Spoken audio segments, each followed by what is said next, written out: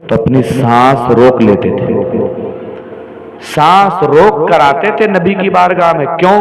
कहीं ऐसा ना हो मेरी सांसों की आवाज से मुस्तफा को तकलीफ हो जाए। अल्लाह अल्लाह अल्लाह। इतना अदब फरिश्ते करते थे। और ये बेचारे ये हैं, अल्लाह ताला इन लोगों को अक्ल अता फरमाए, आमीन। अल्लाह ताला इनको समझ अता फरमाए। अब थोड़ा सा उस माहौल को भूल जाइए, थोड़ी देर के लिए अब उसको भूल जाइए, जरा जोर से कह रहे सुभान अल्लाह। मेरे नौजवानों की तादाद ज्यादा है, थोड़ा सा एक माहौल बना लो। भैया इधर इधर आ जाओ, ये जगह खाली है। मिकाइल भाई इधर आ जाओ, चले आजा इधर आ जाए।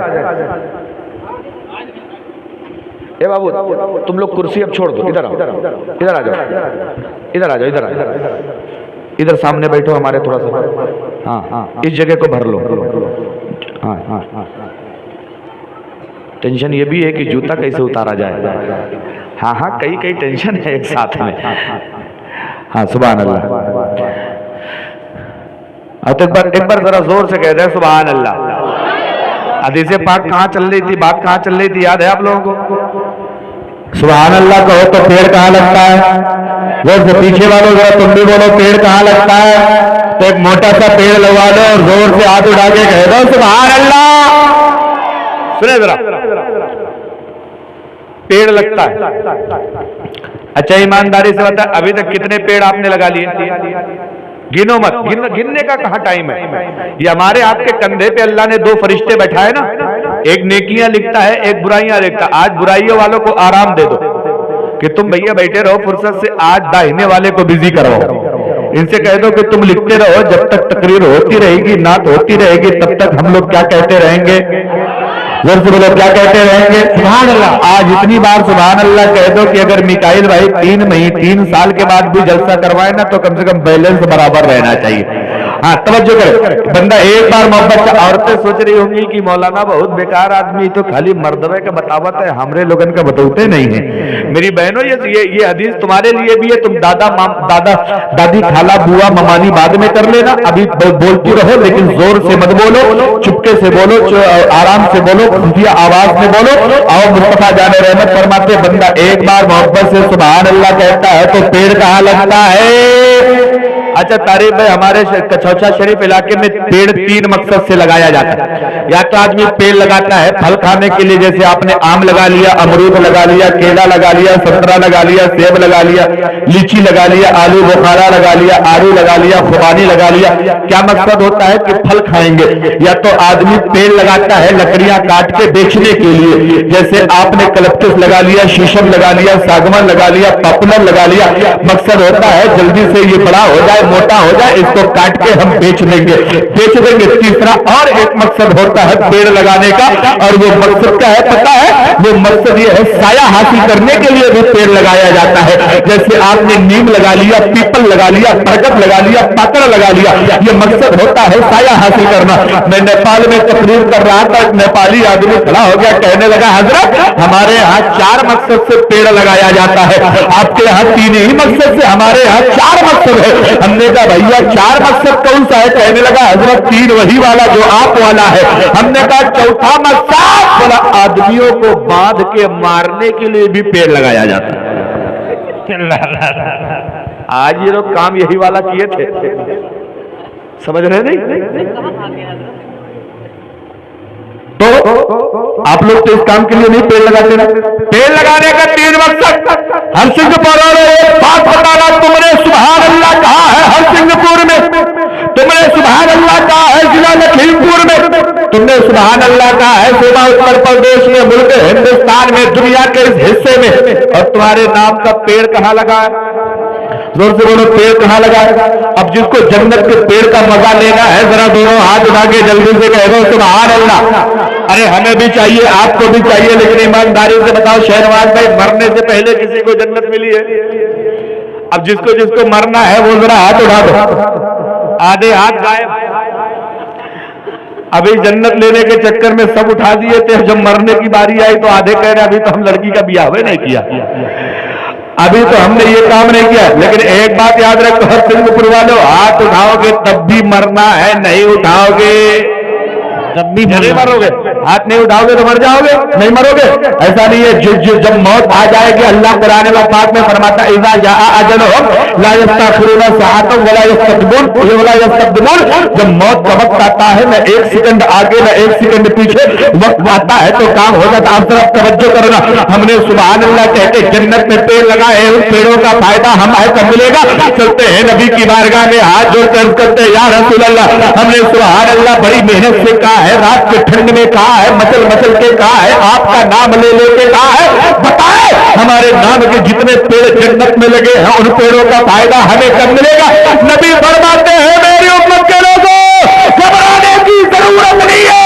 तुमने सुभान अल्लाह कहते थे जितने पेड़ जन्नत में लगवाए हैं उसका पत्ता पत्ता, उसकी डाली डाली कयामत तक सुभान अल्लाह कहने वालों के लिए जन्नत की दुआ करता रहेगा, जन्नत की दुआ करता रहेगा। नारे तकबीर, नारे रिसालत, उसके अल्लाह फरमाने मुस्तफा, महफिले जिक्र रसूल, जश्ने गौसिल बरा, क्या कहने, वाह वाह वाह।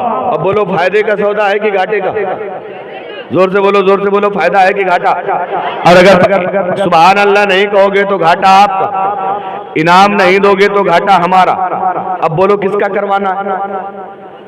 शहनवाज में बड़े चक्कर में फंस गए। अगर हम कह दें मुफ्ती साहब का घाटा करवाना है तो अगली तारीख मिलेगी कि नहीं मिलेगी? और अगर कहते अपना घाटा है तो दुनिया में इतना बड़ा बेवकूफ कोई है मिकाइल भाई जो अपना घाटा करवाए। लेकिन ऐसा काम होना चाहिए कि ना तुम्हारा होने पाए ना हमारा होने पाए। और जिसको जन्नत में जितना मोटा पेड़ लगवाना है जरा उतनी जोर से कह दो। आप 12 बज रहे, 12 बजने वाले हैं, लेकिन चेहरे पे आपके 12 नहीं बजना चाहिए, क्योंकि सुन्नी जब नबी का जिक्र सुनता है तो फिर उसकी तबीयत बाग बाग हो जाती है। वलियों का जिक्र सुनता है, अल्लाह की कसम मैं खा के कहता हूँ इसी लखीमपुर जिले में ना जाने सैकड़ों बच्चे ऐसे होंगे जिनको अल्लाह ने ख्वाजा साहब की दुआओं की बरकत से पैदा किया होगा। ख्वाजा साहब की दुआओं की बरकत से अल्लाह ने उसे नवाजा होगा। आओ जरा तवज्जो करना, ख्वाजा साहब ने क्या ऐलान किया, हर साल तुम लड़की की बलि देते हो, लड़की की कुर्बानी करते हो, लेकिन अब लड़की की कुर्बानी नहीं करनी पड़ेगी, अब लड़की की कुर्बानी नहीं देना है। लोगों ने कहा हुजूर अगर हम लड़की की कुर्बानी नहीं देंगे तो ये देव जो है, परम जो है, ये हमारे पूरे अजमेर को तबाह बर्बाद कर डालेगा। हुजूर ख्वाजा साहब कहते हैं तुम्हें टेंशन लेने की जरूरत नहीं है। जब वो तुमसे आए लड़की मांगने लगे, कुर्बानी मांगने लगे तो मोइनुद्दीन को बता देना, तुम अजमेरी ख्वाजा को बता देना। वो दिन आ गया है, लड़की को सजा सजा के अना सागर के करीब ले जाया गया है। अना सागर इतना बड़ा तालाब है, वो देव अना सागर के उस पार है, लड़की इस पार है। इतना बड़ा हैवी आदमी था कि एक पैर बढ़ाता था उस पार से इस पार आ जाता था। इतनी ताकत वाला आदमी था वो, इतना बड़ा जिन्नात था वो। कहने लगा कि ये लड़की आ गई है, चलो इस लड़की को बलि ले लिया जाए। लेकिन इतने में ख्वाजा मोइनुद्दीन चिश्ती अजमेरी पहुंच गए। बड़े खबरदार लड़की की तरफ हाथ मत बढ़ाना वरना बहुत बुरा हो जाएगा। वो कहने लगे हे बाबा तुम्हारे बुढ़ापे में क्या दिमाग खराब हो गया है? अरे बुढ़ापे में तुम मेरा क्या कर सकते हो? तुम एक इंसान हो, मेरी ताकत का तुम्हें अंदाजा नहीं है। मैं चाहूं तो एक मुट्ठी में आपको मसल दूंगा। ख्वाजा साहब ने अपना जूता आगे कर दिया, बोले बड़ी ताकत वाला है तो जूते को पलट के पहले दिखा दे, पहले जूता तो पलट के दिखा दे। अब अल्लाह ताकत लगा लिया, लेकिन उससे जूता नहीं पलटा गया। ख्वाजा साहब मुस्कुरा के कहते अबे जो तुम मोइनुद्दीन का जूता नहीं पलट सकता है तो मोइनुद्दीन को कैसे पलट सकता है? जो मोइनुद्दीन का जूता नहीं हिला सकता है वो मोइनुद्दीन को कैसे हिला सकता है? अब आओ जरा तवज्जो करना मेरे भाई। ख्वाजा साहब है, कहने लगे सुनो सुनो, आज से तुम्हें कुर्बानी नहीं दी जाएगी, और अगर तुमने जबरदस्ती कुर्बानी मांगी तो मैं तुम्हारा राज लोगों को बता दूंगा। अल्लाह अल्लाह अल्लाह। अब वो बड़े चक्कर में पड़ गया, यार ये बाबा पहली बार दिखा है, पहली बार हमारी इसकी मुलाकात है, ये हमारा कौन सा राज जानता है? कहने लगा अच्छा बताओ कौन सा राज? तो ख्वाजा साहब फरमाते हैं वही मंदिर वाला जो तुम रात में जाते हो। अल्लाह अल्लाह अल्लाह। अब इसको काटो तो खून नहीं। हाय रे बाप, ये मंदिर वाली बात इनको कैसे पता? और मंदिर में पता वो जाके क्या करता था, एक बड़ी खूबसूरत औरत की एक मूर्ति लगी थी मंदिर में, उस पे ये आशिक हो गया, फिदा हो गया, बिल्कुल जान निछावर करने लगा। जब रात में सारे लोग अलग अलग हो जाते थे, पूरा अजमेर सोता था, ये चुपके से उसी मंदिर में जाता था और उसी मूर्ति को गले लगा के कहता था हाय मेरी बीवी मुझसे बात कर लो, हाय मेरी बीवी मेरी हो जाओ, मैं तुमसे बेपनाह प्यार करता हूँ, बड़ा इश्क करता हूँ, तुम्हारे बगैर रह नहीं पाता, लेकिन पत्थर की मूर्ति बोले कैसे? तो इधर इधर देखे उनको अपना काम करने दे भैया। अगर काम हो गया तो आप लोग भी बैठ जाए। हजरत आइए स्टेज पे आ जाइए। तवज्जो है, बात समझ में आ रही है तो मोहब्बत से कह दो सुभान अल्लाह। अच्छा खूब दुश्मनी में कह दो सुभान अल्लाह। हाँ, हम तुम्हारे कब के दुश्मन? अबे हमने तुम्हारा क्या जोत लिया? ये दुश्मनी में कह रहे हैं सुभान अल्लाह। मुस्कुराओ मुस्कुराओ मुस्कुराओ और एक बार जोर से मुस्कुरा के कह दो सुभान अल्लाह। देखो मुस्कुराना मेरे सरकार की सुन्नत है, और एक मोमिन दूसरे मोमिन से जब मुस्कुरा के मिलता है ना तो अल्लाह ताला उसे सवाब अता फरमा देता है। जोर से कह दो सुभान अल्लाह। यही बात एक बार सीतापुर में तारीफ भाई मैंने बता दिया। एक मुसलमान दूसरे मुसलमान को जब मुस्कुरा के देखता है, उसको देख के मुस्कुरा देता है तो अल्लाह उसको सवाब देता। बगल में एक नौजवान बैठा था भाईजान, वो बहुत मुस्कुराने लगा। हमने कहा भैया मामला क्या? बोला हजरत आपने तो हमारी टेंशन दूर कर दी। हमने कहा हुआ क्या? कहने लगा आप ही ने तो अभी कहा है कि एक मुसलमान को दूसरा मुसलमान देखकर जब मुस्कुरा देता है तो बड़ा सवाब मिलता है। हमने कहा तब? बोले हमारे मोहल्ले में एक लड़की है, हमको देख के खूब मुस्कुराती है, अब हम भी मुस्कुराएंगे। हमने कहा बे बेवकूफ, हमने कब कहा कि लड़की को देख के मुस्कुराने से सवाब मिलता? अरे लड़की को देख के मुस्कुराओगे तो बतीसी लड़की का बाप पहले तुम्हारी तोड़ देगा, मारते मारते टकला बना देगा। बे हमने कब कहा कि लड़की को देख के मुस्कुराने से सवाब मिलता है? अरे मर्द मर्द को देख के मुस्कुराए तब सवाब है, औरत औरत को देख के मुस्कुराए। ये अलग कनेक्शन मत जोड़ो, ये तार अलग मत जोड़ो। तार अलग जोड़ोगे तो फ्यूज उड़ जाएगा, और फ्यूज उड़ेगा तो फिर थाने के चक्कर ही लगाते रहोगे। बीजेपी वाले इस वक्त बैठे पड़े, इस वक्त तो मुसलमानों के लिए छुरी बिल्कुल तेज करके आते जाओ, फंसते जाओ, कटते जाओ। तवज्जो है कि नहीं? जोर से बोल दो सुभान अल्लाह। अगर बात समझ में आ रही है, ख्वाजा साहब का इश्क दिल में मचल रहा है तो जोर से कह दो सुभान अल्लाह।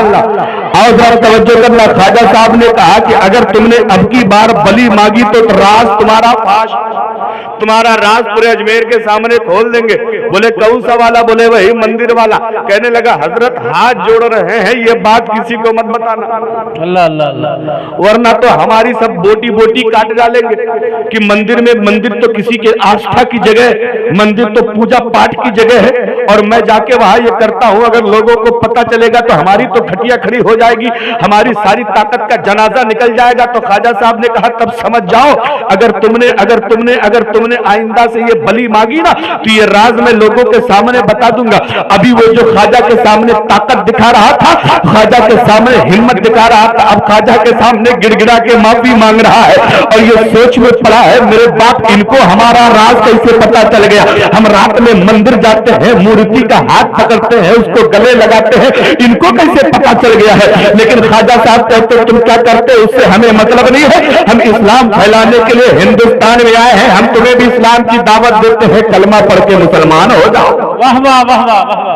क्या कहा? कलमा पढ़ के मुसलमान हो जाओ। वो कहने लगा हजरत अब आप ज्यादा बात आगे बढ़ा रहे हैं, अभी तक तो मेरा राज खोलने की बात कर रहे हैं, अब आपकी इतनी हिम्मत बढ़ गई कि आपको मुझसे डर नहीं लगता? ख्वाजा साहब कहते हैं जो अल्लाह वाला होता है वो किसी से डरता नहीं है, वो डरता है तो सिर्फ अपने परवरदिगार से डरता है। मैं तुम्हें इस्लाम की दावत देता हूँ, कलमा पढ़ के मुसलमान हो जाओ, वरना मैं तुम्हारा राज लोगों से बता दूंगा। अब वो कहने लगा हजरत ये राज वाली बातें न करे, बताए अगर मैं कलमा पढ़ लूंगा तो मुझे मिलेगा क्या? ख्वाजा साहब ने कहा अगर तू कलमा पढ़ लेता है तो वो मूर्ति जहां तू रात में जाता है वो तेरी सच्ची बीवी बन जाए। अरे वाह वाह वाह वाह, जोर से कह दो सुभान अल्लाह। कहने लगा हजरत अरे वो पत्थर है, पत्थर की मूर्ति है, उसमें जान कैसे आ सकती है?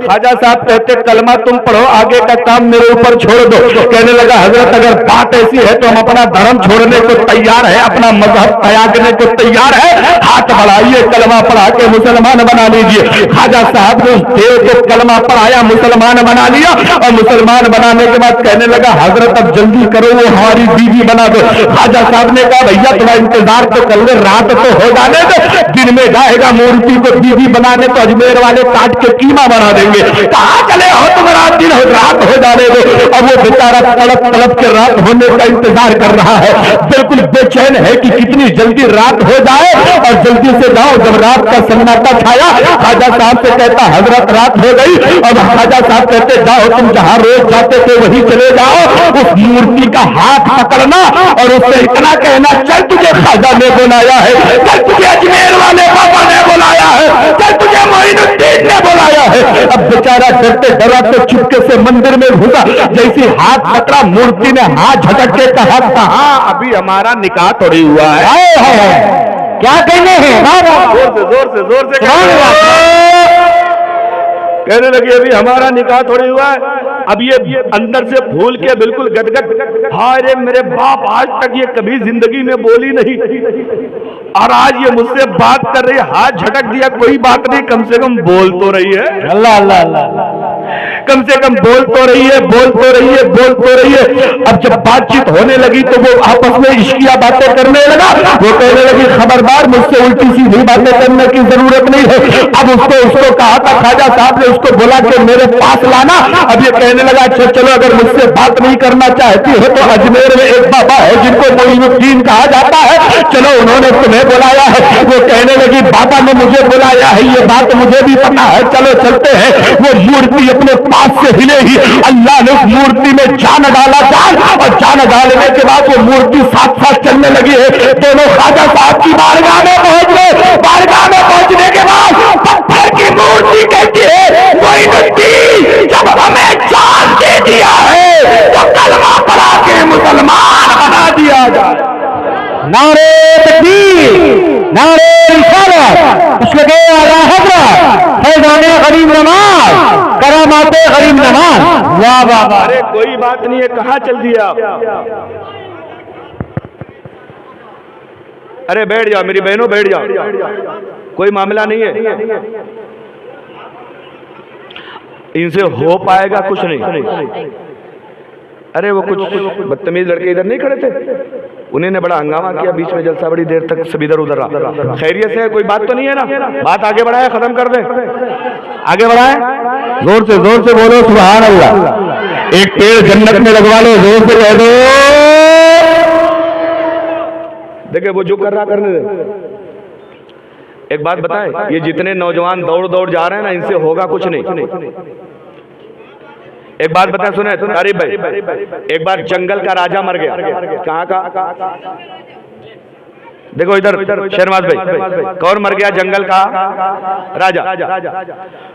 तो सारे जानवरों ने मिलकर मशवरा किया, भाई किसी ना किसी को तो राजा बनाना पड़ेगा। हाथी आया, वो कहने लगा भाई मैं देखो बड़ा भारी भरकम आदमी हूँ, मुझे बना दो राजा। तो लोगों ने कहा तुम दौड़ ही नहीं पाओगे तो तुम राजा कैसे बनोगे? तो कहा ठीक है। लोमड़ी आई, बोले मुझे बना दो। बोले तुम इतनी बड़ी की हो, एक पैर रख दो तो चिपटी हो जाओगी, तुम कहां से राजा बन जाओगे? आया बंदर। बंदर कहने लगा देखो मैं ऊपर भी चल लेता हूँ, नीचे भी चल लेता हूँ, दौड़ भी लेता हूँ, इस पेड़ से उस पेड़, इस टहनी से उस टहनी, यहाँ वहाँ पूरा भाग दौड़ मैं कर लेता हूँ, मुझे बना दो, कोई भी काम होगा मैं जल्दी जल्दी भाग दौड़ के निपटा लूंगा। तो लोगों को बात समझ में आ गई, हाँ ये बात तो ठीक कह रहा है, भैया तेज दौड़ भी लेता है, इस डाल से उस डाल कूद भी लेता है, अकल भी थोड़ी सी उसको रहती है, चलो इसी को राजा बना दे। राजा बन गया, बंदर राजा बन गया जंगल का। अब जब राजा बन गया तो दो जानवरों में कुछ दिनों के बाद झगड़ा हो गया। तो झगड़ा हुआ तो फैसला कौन करेगा? जोर से बोले राजा। अब ये सारा जंगल के सारे जानवर इकट्ठा होकर दोनों का मुकदमा लेके पहुंच गए राजा के पास। अब राजा के पास जब मुकदमा लेके पहुंचे ना, तो राजा वही बंदर बैठा था, वो चढ़ गया तुरंत पेड़ पे, और पेड़ पे चढ़ गया, इस डाल से उस डाल, उस डाल से उस डाल, इस पेड़ से उस पर खूब देर तक कूदा। अब यहाँ सब परेशान है कि भैया मुकदमा तो जल्दी फैसला करो। कह रहे नीचे आओ, नीचे आओ, हमारा फैसला करो। वो बंदर कहने लगा देखो फैसला हो चाहे ना हो, हमारी मेहनत में कोई कमी हो तो बताओ। भाई तुम्हारा फैसला हो या ना हो, हमारी भाग दौड़ में कोई कमी हो तो बताओ। जब से तुम लोग आए हो तब से हम दौड़ रहे हैं। तो इसी तरह ये नौजवान है, कर कुछ नहीं पाएंगे लेकिन भाग दौड़ में कोई कमी हो तो बताओ।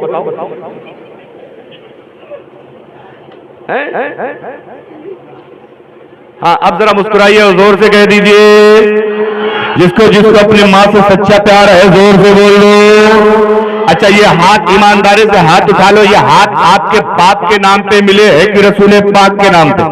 जिसके जिसके हाथ रसूल पाक के नाम पे मिले हैं वही उठाएगा। एक सलामत है तो एक उठा लेना, दोनों सलामत है तो दोनों उठा लेना, एक भी नहीं है तो कोई शिकायत नहीं है। पूरा मजमा जरा हाथों को मौला अली का झंडा बनाओ, जोर से कह दो या रसूल अल्लाह। या रसूल अल्लाह के नारे से हमको प्यार है, हमें जिसने ये नारा लगाया उसका बेड़ा। बात आगे बढ़ाए, कहां थे हम लोग? ख्वाजा साहब के यहाँ वो मूर्ति भी पहुंची और वो देव भी पहुंचा। मूर्ति में जान डाल दी, अल्लाह के वली ने जान डाल दी, जान डाल दी। और अल्लाह वलियों को इतनी ताकत दे के रखता है ना, इतना पावर होता है, वो चाहे तो मुर्दा जिंदा हो जाता है, वो चाहे तो जिंदों को अल्लाह मौत दे देता है। इतना पावर अल्लाह देता है। पावर देने वाली जात अल्लाह की है, लेकिन देता अपने बंदों को जरूर है। जिस बंदे से जितनी मोहब्बत करता है, जो अल्लाह का जितना करीबी होता है, अल्लाह उसको इतना अता फरमाता है। अब तवज्जो करना, अब वो मूर्ति भी कलमा पढ़ के मुसलमान हो गई है। अब वो बेचारा ललचाई नजरों से कह रहा, हजरत अब तो निकाह पढ़ा दो जल्दी से, इसी के लिए तो हम तड़प रहे थे, मर रहे थे, अब तो निकाह करवा दो। ख्वाजा साहब ने दोनों का निकाह करा दिया, दोनों खुशी खुशी जिंदगी जीने लगे। ईमानदारी से हर संगपुर वालों अब एक बात दिल पे हाथ रख के बताना, जो मेरा ख्वाजा पत्थर की मूर्ति को कलमा पढ़ाना जानता है, क्या वो हम मुसलमानों की हिफाजत करना नहीं जानेगा? जरूर जानेगा। इसलिए जालिमों, इस खुशफहमी में मत रहना कि हिंदुस्तान से मुसलमानों को भगा दोगे। यार हम किराएदार नहीं है, हम तो यहाँ हिस्सेदार बन के बैठे। वाह वाह वाह वाह, सुभान अल्लाह सुभान अल्लाह। और ईमानदारी से बताना, जो ख्वाजा पत्थर की मूर्ति में जान डालना जानता है, अल्लाह का वली वो गरीबों की गरीबी दूर करना जानता है कि नहीं जानता? वो अपने बंदों को जानते। आप यहाँ बैठे हैं, आपको क्या लगता है ख्वाजा साहब हमें नहीं देख रहे हैं? देख रहे हैं। और ख्वाजा साहब की बात तो बात की है यार, उनके दर पे जो फकीर मांगते हैं ना, अल्लाह उनको बड़ा नमाज देता है। अब एक बात बताओ तारिक भाई, एक सुन्नी आदमी ना अजमेर जा रहा था, अभी कुछ दिन पहले लोग अजमेर गए हैं, आ रहे हैं। एक सुन्नी आदमी अजमेर जा रहा था, उसका कोई साथी नहीं था साथ देने वाला, तो एक देवबंदी उसके बगल में उसकी दुकान थी, कहने लगा भैया तुम्हें चलो चल चलो। कहने तोबा तोबा तोबा तोबा, अरे हुआ जो हो तो खुदे मर के मिट्टी में मले हैं, मुहताज हो गए, तुम उनके पास जाओगे? वो सुन्नी थोड़ा सा दिमाग वाला था, कहने लगा आना फ्री, जाना फ्री, खाना फ्री, रहना फ्री, ऑफर है ऑफर।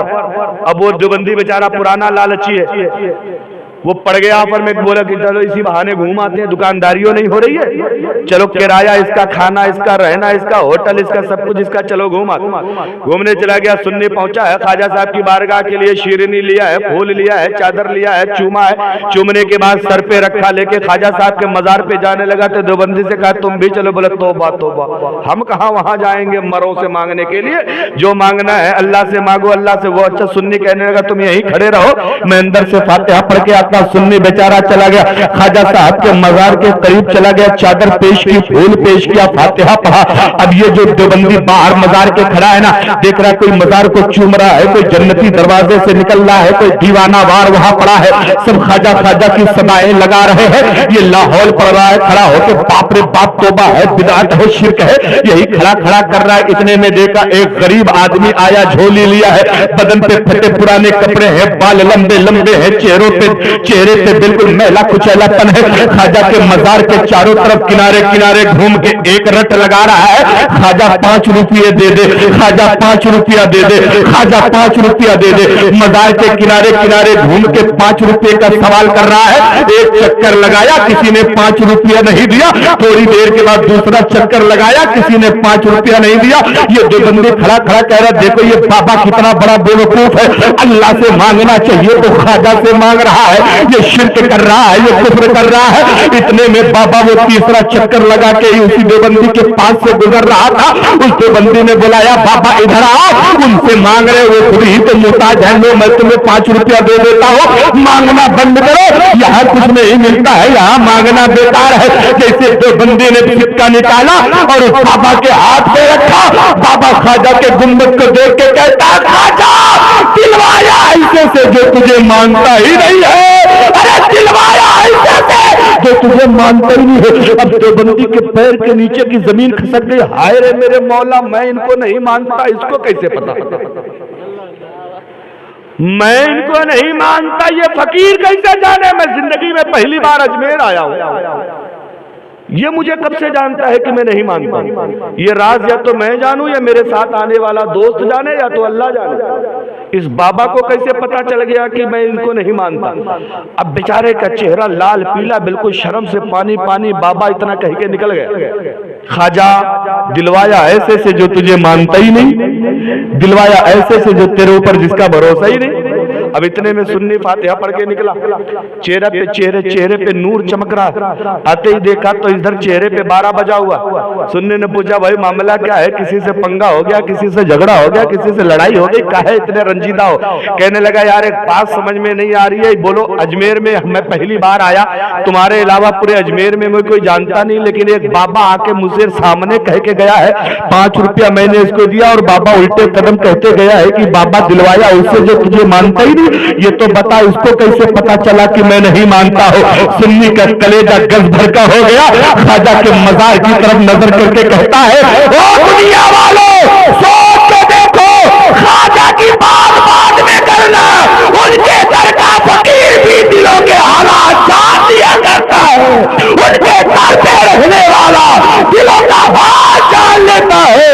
जब उनके गदा भर देते हैं शाहाने जमाना की झोली, हमें मुहताज का जब ये आलम है, मुख्तार का आलम क्या? नारे तकबीर, नारे रिसालत, लगे आला हल्ला, फैजाने गरीब नवाज। वाह वाह वाह वाह, बहुत उम्दा, सुभान अल्लाह। इसलिए ख्वाजा साहब को मानते रहे। अच्छा, जब ये भांजा इतना कारगर है तो जरा सोचो, मामा हैं आप लोग हाजिर हैं, मामा कौन है? जोर से बोलो, जोर से बोलो। गौसे आजम मामा कौन है? मामा कौन है? अरे नाम ले लो यार, अल्लाह की कसम। गौसे आजम फरमाते, मेरा चाहने वाला एक भी बंदा अगर जहन्नम में रहेगा तो मैं तब तक जन्नत में नहीं जाऊंगा जब तक उसको जहन्नम से निकाल के जन्नत में पहुंचा नहीं दूंगा। गौसे आजम की 11वीं में आए हो, ऐसे ऐसे हल्के पीर को मत समझना। हल्के पीर नहीं, सारे पीरों को पीर होने की मुहर जहां लगती है उस दरगाह का नाम है गौसे आजम। पलक झपकते काया पलट देते हैं, पलक झपकते। अब कैसे काया पलटते सुनो, एक बड़ी दिलचस्प बात बताऊं आपको। गौसे आजम गरीबी कैसे दूर करते हैं, गौसे आजम बीमारों को शिफा कैसे देते हैं। हमारा अकीदा ये होना चाहिए, हकीकी शिफा देने वाली जात अल्लाह की है, लेकिन अल्लाह अपने वलियों को इतनी ताकत दे के रखता है कि जो वो कह देते हैं अल्लाह वो कर देता, अल्लाह वो कर देता। कैसे कर देता सुने जरा, तवज्जो करें। बगदाद की सरजमीन है, एक बुढ़िया 12 साल से बीमार। कितने सालों से? जोर से बोले, मन नहीं कर रहा तो मैं सलाम पढ़ूं? कितने साल से? 12 साल। मैं तुमसे 12 रुपया थोड़ी मांग रहा हूं यार, ये मांग रहे हैं। कितने साल से? हम तो समझे आप पैसा लेके आ रहे हैं, गड़बड़ हो गया। अच्छा, इधर आ रहा माल सप्लाई हो रहा है, ये भी गौसे आजम देख रहे हैं। देख रहे कि नहीं देख रहे? जोर से बोलो।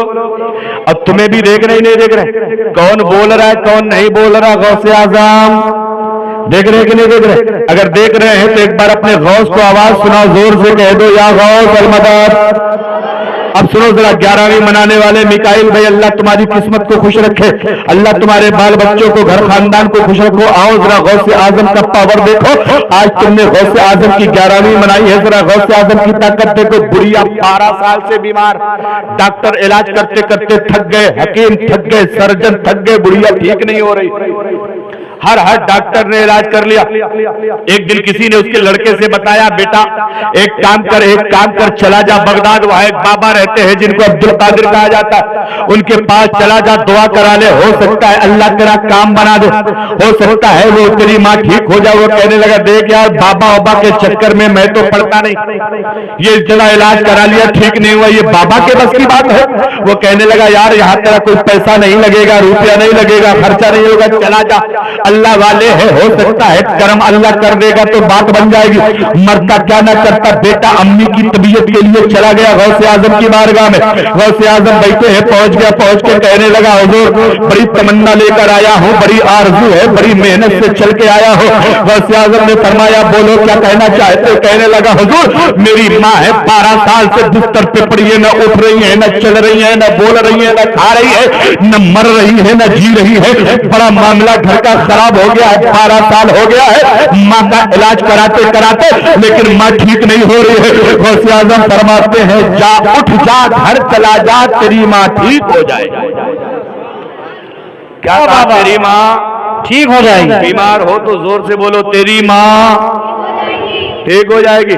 ये सोच के बोलो कि अगर तुम भी बीमार होगे तो अल्लाह तुम्हें शिफा दे देगा, और बीमार नहीं हो तो अल्लाह बीमारियों से बचा लेगा। जोर से बोलो तेरी माँ ठीक हो जाएगी। ठीक हो जाएगी। वो कहने लगा हजरत आप भी वही झूठी तसल्ली हमें दे रहे हैं, सारे डॉक्टरों ने आज तक यही कहा है ले जाओ ये दवा खिलाओ ठीक हो जाएगी, ये सिरप पिलाओ ठीक हो जाएगी, ये माजून खिलाओ, ये कैप्सूल खिलाओ, ये इंजेक्शन लगाओ, ये जड़ी बूटी खिलाओ, आप भी वही सहारा दे रहे हैं हमें ठीक हो जाएगी। अब हम ऐसे नहीं मानेंगे, आप अल्लाह वाले हैं, बताओ ठीक होगी कितने दिन में? क्या बात है। जोर से जोर से जोर से सुभान अल्लाह कहने वाली जगह सुभान अल्लाह कहने वाली। ठंडी तो नहीं लग रही है? ज्यादा लग रही है, लेकिन क्या करेगी? टेंशन में तो नहीं है ना? कोई टेंशन नहीं। गौसे आजम की महफिल में जो टेंशन करता है ना, सच में इसको गौसे आजम से मोहब्बत नहीं, वरना गौसे आजम तुम्हारे दिलों को जानते हैं। कहने लगा हजरत अब हम ऐसे नहीं मानेंगे, हमको टाइम बताइए, टाइम कितना दिन लगेगा ठीक होने में? 12 साल से बीमार है हजरत, कम से कम 12 महीना तो लग ही जाएगा।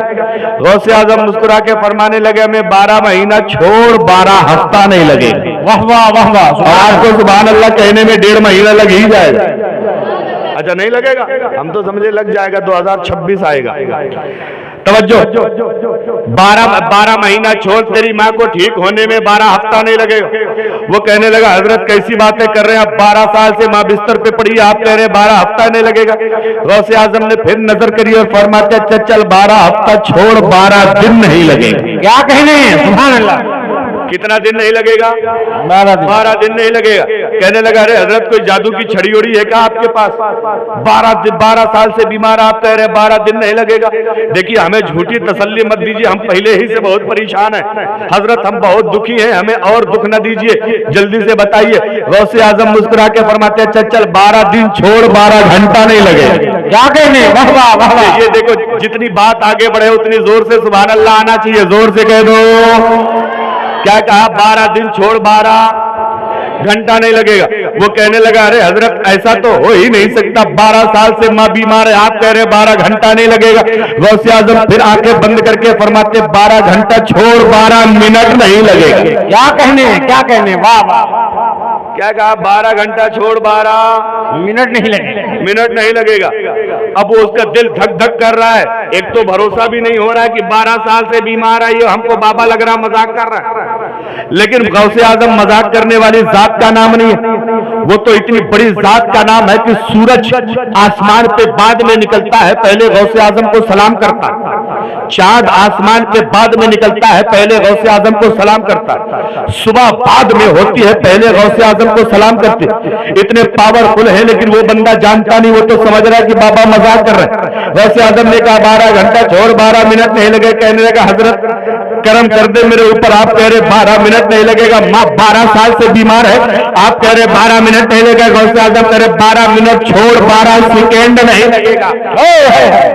क्या कहने हैं? वाह वाह। पीछे वालों अगर दिल करे तो तुम भी कह दो सुभान अल्लाह। ये कुर्सी मिल गई है, चेयरमैनी नहीं मिली है, ये भाड़े वाली है, मिकाइल भाई अभी ले लेंगे, सुबह पहुंचा देंगे। हाँ गलत कह रहा हूँ? अरे ये कुर्सी भाड़े वाली तो है कि नहीं? हम तो कुर्सी वाले नहीं, आयतल कुर्सी वाले लोग हैं। हम तो दिन के उजाले में भी उसी तरह ख्वाजा से प्यार करते हैं जिस तरह रात के अंधेरे में करने के लिए बैठे। और अल्लाह की कसम खा के कहता हूं, हम वलियों को मानते हैं तो वो हमें देते हैं। देते हैं कि नहीं देते? जिसका जिसका अकीदा है अल्लाह के वली देते हैं, जरा जोर से कह दे सुभान अल्लाह। आओ थोड़ी सी तवज्जो करना मेरे भाइयों, आए हो नबी की मिलाद में गौसे आजम के जलसे में। गौसे आजम फरमाते मिनट भी छोड़ 12 सेकंड नहीं लगेगा। अब कहने लगा हजरत सेकंड से नीचे कुछ होता ही नहीं, जल्दी बताओ करना क्या है? अल्लाह अल्लाह। अब तो सेकंड से नीचे कुछ है ही नहीं, क्या करना है? कोई कोई कोई टैबलेट, कोई कैप्सूल, कोई अगरबत्ती, कोई मोमबत्ती, कोई गंडा, कोई तावीज, कुछ तो है, कोई जाफरान, कोई मुश्क, कोई अंबर, कोई इतर, कुछ तो है। गौसे आजम फरमाते न अगरबत्ती है, न मोमबत्ती है, न चराग है, न चिल्ला है, न कुछ गंडा है, कुछ नहीं। बोले फिर करना क्या है? कोई कैप्सूल खिलाना है, कोई ड्रॉप खिलाना है, कोई टेबलेट खिलाना है, कोई इंजेक्शन लगाना है। गौसे आजम कहते कुछ नहीं। कहने लगा हजरत कुछ तो? बोले कुछ नहीं। बोले फिर ठीक कैसे होगी? अब अगला जुमला सुन के तुम्हारा पूरे मजमे से कोई एक बंदा अगर नारा याद हो तो लगाना, अगर तुम्हें गौसे आजम का पावर समझ में आ जाए। अब गौसे आजम फरमाते जल्दी से उठ जा, उठ के अपने माँ के पास चला जा, माँ को उठा के बैठा लेना और माँ के कान में बस इतना कहना, जल्दी से भाग जा, मुझे गौसे आजम ने भेजा है, जल्दी से भाग जा, मुझे अब्दुल कादिर ने भेजा है। अब ये बंदा दौड़ता हुआ माँ के पास पहुंचा, माँ को उठा के बैठाया। बैठाने के बाद कहने लगा अम्मा तुम्हारे ठीक होने के दिन आ गए हैं, तुम्हारी बीमारियों का जमाना खत्म होने वाला है। माँ कहने लगी बेटा ला कौन सी दवा खाना है, कौन सा इंजेक्शन लगवाना है, कौन सा कैप्सूल खाना है? कहने लगा अम्मा ना कैप्सूल है, ना गंडा है, ना तावीज है, ना दवा है, ना सिरप है, ना माजूर है, फिर क्या कहना है? इतना कहते ही माँ के कान में मुंह ले जाके कहता है जल्दी से भाग जा, मुझे अब्दुल कादिर ने भेजा है, जल्दी से भाग जा, मुझे बड़े पीर ने भेजा है। कसम परवरदिगार की, जैसे ही मेरी बात नहीं है 12 साल से जो बात बिस्तर पे पड़ी थी उठ के खड़ी हो गई, बेटे को सीने से लगाया और कहती है मेरे लाल जिसके नाम में इतना दम है उसकी बात में कितना दम होगा, जिसके नाम में इतनी ताकत है उसके पूरे जिस्म में कितना पावर होगा। नारे तकबीर, नारे रिसालत, लगे आला हज़रत करामाते गौसे आज़म सरज़मीने हर्षिल के। क्या कहने, वाह वाह। माँ ठीक हो गई, चलने लगी, खाने लगी, बोलने लगी। अब बेटा बड़ा मगन, यार ये बाबा तो हैं बड़े कमाल के, हैं बड़े कमाल के। माँ कहने लगी बेटा एक बात बता, जिसका नाम तूने मेरे कान में लिया है क्या उनको देखा है? बेटा कहता हाँ अम्मा देखा है, अपने यही करीबे में तो रहते। बोले चलो क्या उनसे मुलाकात हो जाएगी? हाँ हो जाएगी। माँ बेटा पहुंच गए गौसे आजम के पास, दोनों कदमों में गिर गए। हुजूर जब बीमारी से शिफा दे दिया है तो दामन में जगह भी दे दीजिए, मुरीद बना लीजिए। जोर से जोर से जोर से जोर से मुरीद बना लीजिए, मुरीद बना लीजिए। गौसे आजम ने मुरीद कर लिया, मुरीद बना लिया। और मुरीद बनाने के बाद वापस चलने लगे। जब वापस चलने लगे तो औरतें थोड़ी सी खुरपेची होती है ना, थोड़ी सी फसादी होती है। वो कहने लगी बेटा जरा बाबा से पूछ बीमारी कौन सी थी? हाँ हाँ ठीक तो मैं हो गई, लेकिन जरा बाबा से पूछ बीमारी कौन सी थी? बेटा कहने लगा अम्मा इससे तुम्हें क्या लेना देना? बोले ना पूछ तो सही। बेटा चला गया गौसे आजम के पास, कहने लगा हजरत बताएं जरा अम्मा पूछ रहे बीमारी कौन सी थी? गौसे आजम फरमाते तेरी अम्मा को बीमारी थी ही नहीं। अब वो सर पकड़ के बैठ गया, हाय रे मेरे बाप, अगर बीमारी थी नहीं तो किसी डॉक्टर ने 3 महीने का, किसी ने 6 महीने का, किसी ने साल भर का कोर्स कराया किसका? इतनी दवा खिलाई डॉक्टरों ने क्योंकि घर बुरा बिल्कुल मेडिकल स्टोर बना है। ये तो बताओ फिर बीमारी नहीं थी तो क्या था? गौसे आजम फरमाते तेरी माँ के ऊपर एक जिन्नात सवार था, जिन्नात। तेरी माँ के ऊपर एक काला जिन्न था, काला जिन्न। और बेटा एक बात याद कर ले, तूने अपनी माँ के कान में मेरा नाम ले लिया है, अब पूरी जिंदगी में कभी तेरी माँ के करीब नहीं आएगा, नहीं आएगा। आगे फरमाते हैं हर दिन वालों, आगे का जुमला सुनो। गौसे आजम फरमाते हैं जिस घर में मेरा नाम ले लिया जाता है अल्लाह उस घर से बलाओं को दूर कर देता है, अल्लाह उस घर से मुसीबतों को दूर कर देता है। बहुत बुरा, वाह वाह वाह वाह, सुभान अल्लाह सुभान अल्लाह। ये शान है गौसे आजम की। जरा बताओ जो 12 साल की बीमार को खाली नाम से ठीक कर सकते हैं उनके अंदर कमाल कितना होगा? एक चोर आया ना, उसको कहीं चोरी करने की जगह नहीं मिली तो पहुंच गया, बोला आज लाओ गौसे आजम की चादरें लेके भाग लेते हैं। अच्छा, गौसे आजम बड़े कीमती लिबास पहनते थे, बहुत अच्छा कपड़ा पहनते हैं, और आलिमों को चाहिए कि कपड़े अच्छे पहने, उचक्कों की तरह नहीं। अच्छे का मतलब वो नहीं है डिजाइन तड़क धड़क वाला, टिकुली लगी हो तो लाली पाउडर लगा हो, वो नहीं। साफ सुथरे कपड़े अच्छे कि ताकि उससे उनका वकार महफूज रहे। गौसे आजम एक अच्छी चादर, यमनी चादर उसको रखते थे और रखते थे, चल ले। चोर सोचा कि लाओ यही चादरें खींच के भाग लेते हैं, बाबा कहीं हमका दौड़ाए पहिए थोड़ी। गौसे आजम आगे आगे, चोर पीछे पीछे। तारिफ भाई रुमाल संभाल के रखो, हरसिंहपुर वाले हैं ये। पता चले कि इधर चलने लगो तो पीछे से कहे कि लाओ हम भी कोशिश करते हैं। लेकिन आप लोग तो ऐसा नहीं करेंगे ना, मुस्कुराइए और जोर से कह दीजिए सुभान अल्लाह। इजाजत है, थोड़ी सी बात आगे बढ़ाया, खत्म कर दे। मिकाइल भाई कोई दिक्कत तो नहीं है? पैसे खत्म हो गए? अभी हैं तो हमें कैसे पता चले कि हैं? तवज्जो है, सुने। इजाजत इसको इजाजत नहीं कहते। आप लोग समझ रहे मौलाना, इसका नाम आज से हम जान गए। हम भी कहीं जाएंगे तो कहेंगे भैया इजाजत लाओ, तो ये इजाजत नहीं है। इजाजत किसको कहते? सुने, एक मौलाना साहब तकरीर करने गए, जैसे आज मिकाइल भाई ने हमको बुलाया, इनको बुलाया, इनको बुलाया। अभी हम लोग थोड़ी देर के बाद तकरीर खत्म होगी तो अपने अपने घर जाएंगे ना, लेकिन वो मौलाना साहब बेचारे दूर के थे, वो रात में सो गए कि सुबह हम घर जाएंगे। फजर की नमाज के बाद मौलाना ने अपना बैग उठाया और घर वाले से कहे भाई इजाजत दो, चलता हूं। क्या कहा? आप बोलेंगे नहीं, मैं तो तुरंत खत्म कर दूंगा, सुन लीजिए, जोर से बोलो। क्या कहा? इजाजत दो। पीछे वालों तुम भी बोलो इजाजत दो, चलता हूं। अब इजाजत दो, चलता हूं। वो बेचारा कम पढ़ा लिखा था, वो समझा मौलाना की इजाजत घर में रह गई। वो दौड़ के घर गया, बीवी से कह रहा देखो जल्दी खोजो, मौलाना का बिस्तर उस्तर उठाओ, पलटो जरा, देखो यहीं कहीं उनकी इजाजत है। अब बेचारी बीवी उतने पढ़ी लिखी जितने मियाँ, उतने पढ़ी लिखी, वो बेचारी जल्दी जल्दी इजाजत ढूंढ रहे, बिस्तर पलटा, तकिया पलटा, चादर पलटा, गद्दा पलटा, लेकिन इजाजत हो तब तो मिले। वो गया, कहने लगा हजरत इजाजत नहीं मिल रही है। क्या कहा? मौलाना साहब से कह रहा हजरत इजाजत नहीं मिल रही। इतने में मौलाना साहब समझ नहीं पाए, फिर कहा भाई इजाजत दो, चलता हूं। वो समझा लग रहा कोई बड़ी कीमती चीज है, फिर गया घर में, खुद ढूंढा, बीवी से ढूंढाया, बच्चों से ढूंढाया, बेटी से ढूंढाया, पूरा घर उथल पुथल करके किनारे, लेकिन इजाजत होए तब तो मिले। वापस आया, कहने लगा, इतने वापस आया, अभी कुछ कहना चाहता, तब तक मौलाना ने फिर कह दिया भाई इजाजत दो, चलता हूं। हाथ जोड़ के खड़ा हो गया, हजरत बहुत थक गए हैं, पसीना पसीना हो गए हैं, लेकिन आपकी इजाजत नहीं मिल रही। आप घर चले जाइए, हमें मिल जाएगी तो हम आपके घर पहुंचा देंगे। अब मौलाना ने कहा यार ये क्या मेरे घर पहुंचाएगा?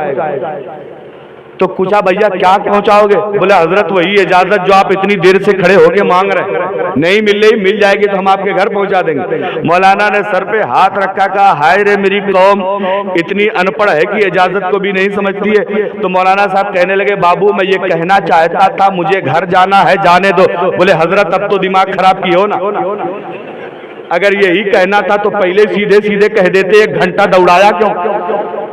तो भैया अगर ये वाली इजाजत हरसिंहपुर वालों तुम मुझे दे रहे हो तो इसको अपने पास रखे रहो, इस इजाजत की मुझे जरूरत नहीं है। और अगर सच में थोड़ा सा और सुनना है तो दोनों हाथ उठा के कह दो सुभान अल्लाह। बात आगे बढ़ाए, कोई दिक्कत तो नहीं है ना? मिकाइल भाई चले, कोई परेशानी तो नहीं है ना? हम भी बड़ी फुर्सत में, इसलिए कि हमारी गाड़ी अभी मिलेगी नहीं। अब तवज्जो, चादर गौसे आजम अपने कंधे पे चादर, इमाम साहब कोई आपको तो दिक्कत नहीं है? जब मुक्तदी यही इमाम यही तो टेंशन किस बात है? अब सुने, गौसे आजम चादर कंधे पे रख के जा रहे हैं, चोर को मौका नहीं मिल रहा, लेकिन एक जगह थोड़ी सी सुनसान मिली ना, चोर लपक के आगे बढ़ा और चादर को हाथ से पकड़ा कि लाओ, झटका मारे लेके भागे, झटका मारे लेके चले। इधर आग पीछे से चोर ने चादर पकड़ी, आगे से अब्दुल कादिर ने अपना हाथ रब की बारगाह में उठा दिया और फरमाते हैं परवरदिगार इसने दुनिया में अब्दुल कादिर का दामन थाम लिया है, कयामत तक इसके हाथ से मेरा दामन न छूटने पाए। अब चोर खड़ा अक्का बक्का कह रहा हाय रे मेरे मौला, मैं आया हूँ चोरी करने, ये बाबा मेरे लिए दुआ कर रहे हैं। कहने लगे हजरत अरे मैं चादर चुराने आया हूँ, चादर, मुझे चादर लेके भागना है, मैं चोर हूँ, चोर। फरमाते हैं आया था तो चोर था, मेरी निगाहों ने तुझे अल्लाह का वली बना दिया है, मेरी निगाहों ने तुझे अल्लाह का वली बना दिया है। कभी बहुत पहले किसी ने कहा था निगाहे वली में वो तासीर देखी, बदलती हजारों की तकदीर देखी। वाह वाह। ये है गौसे आजम। और एक बड़ी दिलचस्प बात और बताऊं, आप ये मत सुनो कि मटेरियल खत्म है। हाँ, ये मेमोरी 256 GB वाली है, समझ रहे नहीं? तवज्जो। एक बंदा आया मुरीद होने गौसे आजम से। क्या आया? जोर से बोलो। आप बोलना कम कर देंगे तो हम समझ जाएंगे बैटरी उतर चुकी है। क्या करने आया, क्या होने आया? मुरीद होने आया। ये देखिए चैनल चल रहा है, लाइव चल रहा है। क्या लाइव नहीं है, रिकॉर्डिंग हो रही है। क्या नाम है चैनल का? रेहान रजा नेटवर्क। आपको अगर ये तकरीर दोबारा सुनने का मौका मिले ना तारीफ भाई के निजामत, तो चुपचाप से बिस्तर में लेट जाना और रेहान रजा नेटवर्क को सब्सक्राइब कर लेना, और उसमें ये तकरीर आपको मिल जाएगी, या और भी बहुत सारी तकरीरें मिल जाएंगी। दुनिया में ना जाने कौन कौन से उल्टे सीधे प्रैंक वाले नेटवर्क तुम लोग सब्सक्राइब करके रखे हो।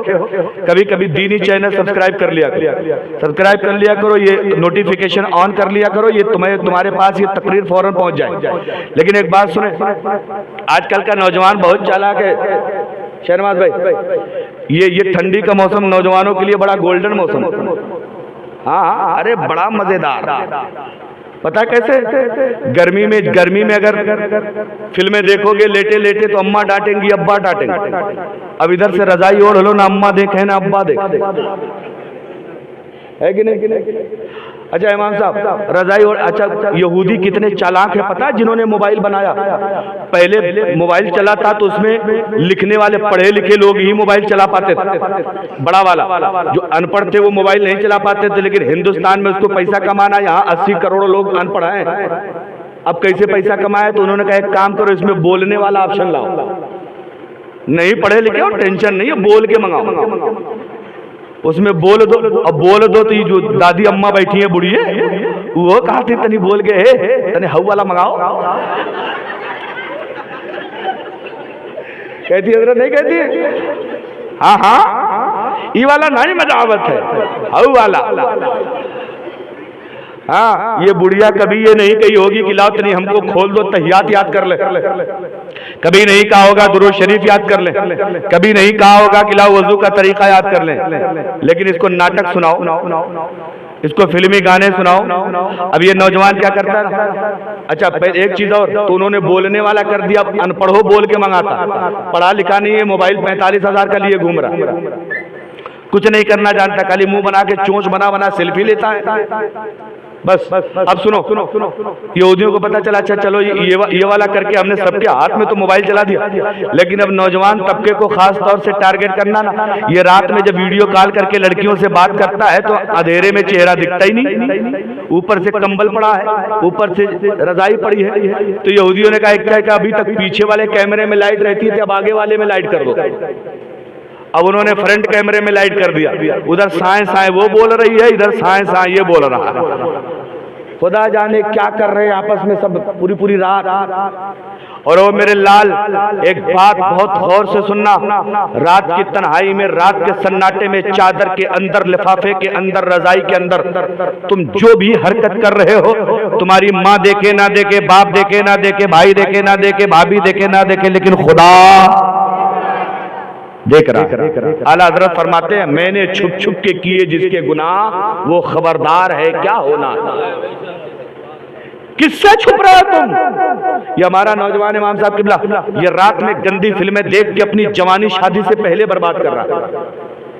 अपनी जवानी को तहस नहस कर देता है। जब बाप कहता है बेटा रिश्ता लगाओ तो ये आए बाएं करता है, क्योंकि शादी के लायक बचा ही नहीं है। इसलिए ओ मेरे नौजवानों, ये जो तुम गलत हरकतें कर रहे हो ना, तुम्हारी सेहत पे इतना गंदा असर पड़ता है, वक्त से पहले तुम्हारी आंखों की रोशनी चली जाएगी, वक्त से पहले तुम्हारे चेहरे पे झुर्रियां पड़ जाएंगी, वक्त से पहले तुम्हारा दिल दिमाग कमजोर हो जाएगा, तुम्हें भूलने की आदत हो जाएगी, तुम्हें धात की बीमारी लग जाएगी और तुम किसी औरत के काबिल नहीं रहोगे, तुम्हें बच्चा पैदा करने की सलाहियत खराब हो जाएगी। लेकिन हमारा नौजवान तो इसे समझ ही नहीं रहा। और जरा देखो, मैं एक बार जा रहा था तकरीर करने, एक बूढ़ा बेचारा किनारे खड़ा है, खेत जोत रहा था, खेत बैल से। आप भी जानते ना, बैल से खेत जोता जाता। वो बुढ़वा खेत जोत रहा है और तकरीबन 60-65 साल का बुढ़ा है और मोबाइल में गाना लगाया पड़ा है। और गाना कौन सा पता है? जब हम जवां होंगे जाने कहां होंगे। शहनवाज भाई, हमने रोक के कहा यार बूढ़े बाप, ये तो बता तुझे इस उम्र में जवानी की कौन सी तमन्ना जाग गई और तुझे ये गाना कहां से याद है? कहने लगा हजरत जाने नहीं, हमारा एक लड़का बंबई रहता है, वहां से आया तो इतना बड़ा मोबाइल ले आया है, उसी मोबाइल में हमको बोल के एक बार उसने दिखा दिया, अब हम बोल बोल के मंगा लेते हैं। और हजरत ही तो एक गाना है, हमका 10-15 गाना याद है, हमका 10-15 गाना याद है। यार उस बूढ़े की बात सुन के दिल रोया और मैंने कहा परवरदिगार, जब 60 साल का बूढ़ा मोबाइल सुन के गाना याद कर सकता है तो हमारा नौजवान मोबाइल सुन के कुरान क्यों नहीं याद कर सकता है? मोबाइल सुन के वजू नमाज क्यों नहीं याद कर सकता? लेकिन याद नहीं करता ये, इसको तो वक्त ही नहीं है, ये तो रील बनाने में लगा है। लेकिन याद रखो, मैंने छुप छुप के किए जिसके गुनाह वो खबरदार है क्या होना है। तुम चोरी चोरी जो गुनाह रजाई के अंदर कर रहे हो ना, फरिश्ते वो रख देंगे मैदान महशर में तुम्हारे सामने, जब कोई नहीं देखा था और वहां सब देखेंगे। समझ रहे ना? इसलिए गुनाह करने से पहले एक बात याद रखा, कोई देखे ना देखे खुदा।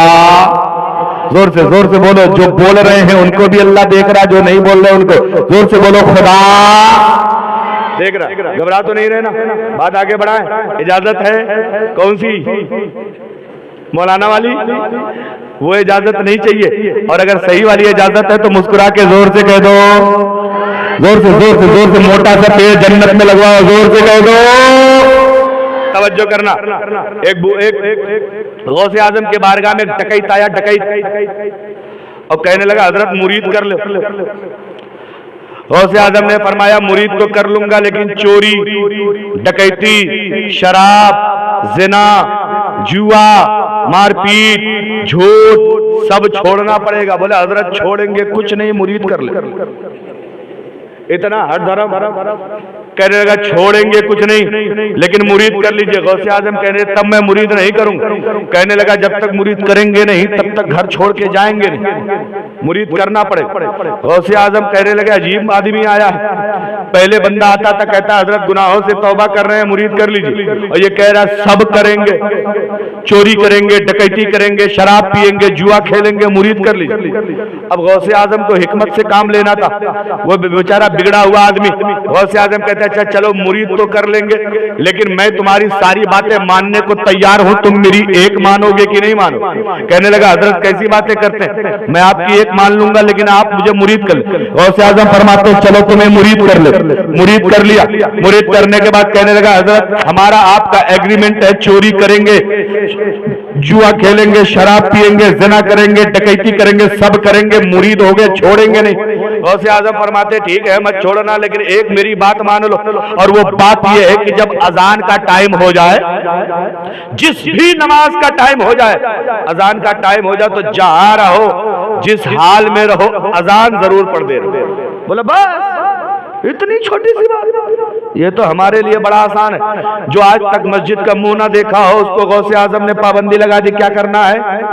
जोर से बोलो क्या करना है? अजान पढ़ना।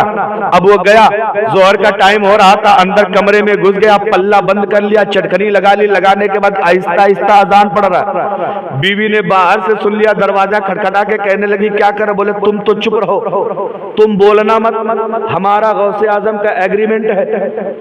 हमारी उनके दरमियान की बात है। उन्होंने कहा है, उन्होंने मुरीद इसी शर्त पे किया है, जब अजान का टाइम हो जाए तो अजान पढ़ना। जोहर का टाइम हो गया, मैं पढ़ रहा हूँ, अच्छा थोड़ी देर के बाद फिर असर का टाइम हो गया, फिर कुंडी बंद करके अजान, मगरिब में फिर अजान, इशा में फिर अजान। बीवी से रहा नहीं गया, कहने लगी खाली अजानें पढ़ी हो कि नमाजों पढ़ी हो? अरे खाली अजान ही पढ़ोगे कि मस्जिद भी जाओगे? कहने लगा चुप रहो, नमाज का कोई एग्रीमेंट नहीं हुआ है। हमारा उनका जो मुआहदा हुआ वो खाली, जोर से बोलो, सिर्फ अजान का हुआ है, नमाज का नहीं हुआ। एक दिन हो गया अजान, 2 दिन हो गया अजान, 3 दिन हो गया अजान, 4 दिन लगातार, 15-20 दिन हो गया। जो बंदा चोरी करके खाता था वो कितने दिन चलेगा? घर का राशन खत्म, बीवी चढ़ पड़ी सर पे, बोलने लगी खाली अजाने पड़ी हो कि जाइयो चोरी वोरी करे। यहाँ बच्चे भूखे मर रहे हैं, जाओ अब चोरी करने रहो। अब वो बेचारा बड़े टेंशन में, फजर पढ़ के जाए तो जोहर आ जाती है, जोहर पढ़ के जाए तो ईशा, ईशा पढ़ के जाए तो मगरिब, वो असर, असर पढ़ के जाए तो मगरिब, मगरिब पढ़ के जाए तो ईशा। चोरी करे कब? बहुत टेंशन में, दिन में चोरी कर नहीं सकता, रात में नमाजों का टाइम बड़ी जल्दी जल्दी। अब बहुत परेशान, कहने लगा अच्छा चलो आज ईशा बड़ी जल्दी पढ़ते हैं, कहीं दूर चलते हैं, लंबा हाथ मारे ताकि 2-4 महीने की फुर्सत हो जाए। ईशा की अजान जल्दी से पढ़ा, घर से निकला तो आधी रात चली गई सफर करने में। घूमते घूमते पहुंचा मालदार घर, ढूंढते ढूंढते पहुंचा तो देखा एक बहुत बड़े सेठ का बहुत बड़ा बंगला बना, हवेली बनी है। कूद गया घर में, और घर में कूदा, आधी रात बीत चुकी है। अब घर में कूदा तो जिस दरवाजे का ताला तोड़ा तो देखा बहुत माल भरा पड़ा है, तो बोरी वही पड़ी है, उठाया भरने लगा। अब एक बोरी भरा तो कहने लगा एक में कहाँ बात बनेगी, लाओ एक और भर ले।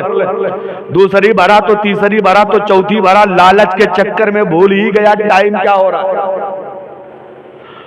अब अभी वो भर ही रहा था, इतने वहां गांव की मस्जिद से अजान की आवाज आ गई। अब बड़े चक्कर में, हाय रे मेरे बाप, अब तो मैं फंसा। गौसे आजम ने कहा था जहां अजान का टाइम हो जाए वहीं पढ़ देना। अब सोच में पड़ गया अगर यहां से घर जाऊं तो अजान छूट जाएगी, और अगर यहीं पढ़ूं तो घर वाले मारते मारते कीमा बना देंगे।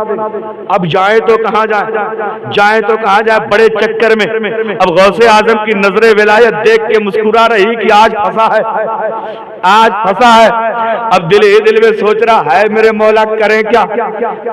इधर फजर की अजान होने लगी, इधर ये भी कुंडी अंदर से चढ़ाया उसी के घर में, और अजान पढ़ने लगा। जैसी अजान की आवाज सुनी पूरा घर जाग गया। जाग के वो घर का मालिक कहा अरे बाप रे कितना नेक आदमी हमारे घर में आया है कि अजान पढ़ रहा है। और जब ढूंढा कि अजान कहा तो देखा इस कमरे से जब दरवाजा खुला, बोला अरे हजरत आपकी बड़ी मेहरबानी है कि आपने अजान पढ़ दिया, वरना तो हमारी नमाजें छूट जाती फजर की। कहने लगा देखो दिमाग खराब ना करो, हम बहुत टेंशन में है और हम हजरत नहीं है, हम चोर हैं चोर। घर वाले कह रहे अरे बाप रे, हर बड़ा आदमी नेक आदमी अपने आप को चोर ही बताता है, हजरत आप बड़े नेक हैं। अब इसको तो जान बच नहीं पा रही है। कहने लगा अरे सच बता रहे हम चोर हैं, चोरी करने आए थे। बोले अरे हजरत क्या चोर भी कहीं अजान पढ़ता है? अब ये बड़े टेंशन में, दिल ही दिल में गौसे आजम से कह रहा है गौसे आजम आपने मेरी सब मानी, आप नहीं फंसे, मैं एक मान के फंसा हुआ हूं। मैंने आपकी एक मानी में फंस गया, आप सब माने, आप नहीं फंसे। घर वाले कह रहे हैं कि हजरत आपने अजान पढ़ दी है तो जब तक आप फजर की सुन्नत पढ़े तब तक हम लोग भी वजू कर लेते हैं, आज आप हमें जमात से नमाज हमारे घर ही पे पढ़ा दी। अब जो बंदा जिसको अल्हम्दुलिल्लाह याद हो वो इमाम बन रहा, जरा सोच के देखो हाल क्या होगा। अब बहुत टेंशन में कहने लगा अपनी तो जैसी तैसी गिर पड़ लो, लेकिन इमाम बन जाइए हो तो सारा राज़े खुल जाएगा। अब क्या किया जाए, बहुत टेंशन में, बहुत झंझट में, दिल ही दिल में नियत बात के खड़ा हो गया। दिल ही दिल में गौसे आजम से कह रहा हुजूर आज बचा लीजिए, आइंदा कोई गलत काम नहीं करूंगा, आज बचा लीजिए, आइंदा कोई गलत हरकत नहीं करूंगा। आओ जरा देखो गौसे आजम का फैजान वहीं से जारी होता है। इधर घर वाले वजू करके आगे सुन्नतें पढ़ी, मुसल्ला बिछा दिया गया। अब ये बंदा इमामत के मुसल्ले पे दिल में है कि चोर बन के आया हो, लेकिन गौसे आजम की नजर देख रही है देखो चोर को क्या इनाम मिल रहा है। मुसल्ले पे नमाज पढ़ाया, नमाज पढ़ा के सलाम फेरा। अब घर वाला कोई हाथ चूम रहा है, कोई पैर चूम रहा है, कोई गले मिल रहा है। इतना देखने के बाद आंखों से रोता हुआ कहता है परवरदिगार एक दिन मैंने झूठी नमाज पढ़ी है, घर मेरा हो गया है। जिस दिन मैं खुदा के घर से नमाज पढ़ूंगा, अल्लाह पूरी कायनात को मेरा बना देगा, अल्लाह पूरी दुनिया को मेरा बना देगा। नारे तकबीर, नारे रिसालत, उसके आला हज़रत फैज़ाने गौसे आज़म, करामाते गौसे आज़म। वाह वाह वाह, समझ रहे? इस जात का नाम है गौसे, जोर से बोलो गौसे आजम। इनसे सच्ची मोहब्बत रखो, सच्ची अकीदत रखो, दिल से प्यार रखो, इसलिए कि जो दुनिया का कोई नहीं कर सकता वो गौसे आजम कर देते हैं। समझ रहे? हाँ, बहुत बड़े वली हैं, बहुत कमाल अल्लाह ने इनको दिया है। इनका एक नाम है मुहियुद्दीन। ख्वाजा साहब का क्या नाम था? मुइनुद्दीन। वो दीन के मददगार थे। इनका नाम है मुहियुद्दीन। ये दीन को जिंदा करने वाले हैं। कैसे पता? ये एक बार दीन उस वक्त जब ख्वाजा हुए गौसे आजम का जमाल वक्त चल रहा था ना, तो दीन बिल्कुल मुरझा गया था। दीन के मानने वाले बिगड़ गए थे एकदम। दीन से किसी को कोई वास्ता ही नहीं था। गौसे आजम जंगल के किनारे से निकल रहे थे, क्या देखा? एक आदमी औंधे मुंह पड़ा है, मुंह नीचे है, सर ऊपर है, पीठ ऊपर है, आह आह की सदा लगा रहा है। गौसे आजम ने जब इधर उधर मुड़ के देखा तो कोई नहीं दिखाई पड़ा। जब करीब गए तो देखा कि एक कोई इंसान है जो मुंह के बल जमीन पे पड़ा है, हड्डी बची है और खाल बची है, बदन में गोश्त की एक बोटी नहीं है, और वो आह आह की सदा लगा रहा है। गौसे आजम गए, उसको उठा के पलट के सीने से लगाया।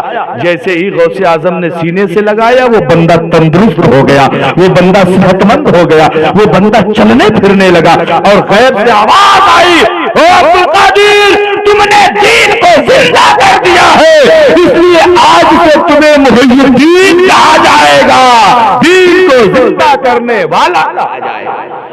समझ रहे? इसलिए ओ मेरे भाइयों, गौसे आजम से सच्ची अकीदत रखो, ख्वाजा साहब से सच्ची मोहब्बत रखो, माँ बाप का अदब करते रहा करो, माँ बाप से सच्चा प्यार करो, बीवी के चक्कर में माँ को मत छोड़ा करो, बीवी के चक्कर में बाप को तकलीफें मत दिया करो।